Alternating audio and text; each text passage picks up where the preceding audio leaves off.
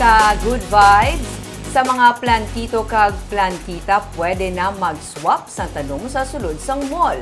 Pwede man mag-swap sang mga libro.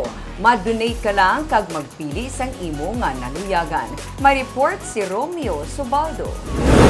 Kung sa tuan ay pinaagi lang sa Facebook page nga Plant Swap Bacolod, nag-istoryahan ay ang mga plantitos kag plantitas para makaswap sa ilang mga tanom. Subong, pwede na sila mag-eyeball sa sulod sang mall. Sa SM City Bacolod, may gindasignate nga area para sa swapping sang mga tanom. Kung hindi magsanto ang oras ninyo sang imo ka-eyeball, pwede mo lang mabilin ang tanom kag butangan lang sa ngalan kung para kay sino. Pwede naman ka-donate sang tanom kag magkuha man sang naluyagan mo. Sunod sa Public Relations Officer sang SM City Bacolod nga si May Castro, naobra na ini nila sang una kag liwat nila nga ginabalik kay dako ini nga bulig para sa mga plantitos kag plantitas. Notice that nakahapos kita ng meet up sa mall.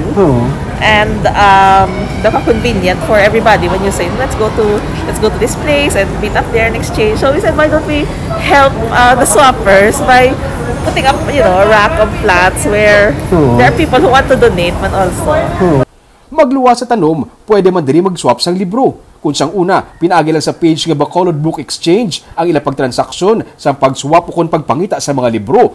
Subong, pwede man sila makaswap sa SM City Bacolod. Si Karen Treyes, miyembro sang BBE, nag-donate man siya sa mga libro nga na-stock lang sa ilang balay para magamit naman sang iban. Ay, dugangan ko lang. Hindi, kung man mabasa, hindi ko sa balay. Balda, dugay na lang yung mga books? Oo. Hindi ko man siya mabasa. Kung sa balay, may kadugang, nangangadugang, mga... Dugay na lang siya balay. Wala na... Kag kutob sa mga libro nga hindi maubos kag matipon diri, iga-donate sang BBE sa library. Dapat mangin honest o kung tampad. Kung naghatag sang isa, magkuha man sang isa para may mabilin pa para sa iban. Honest na lang ni siya kay wala pa may gabantay. There's nobody here to check you out. So it's up to you.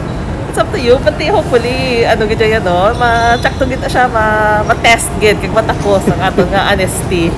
Nagsugod sila sang Abril 1, tubtob sa Domingo, Abril 10.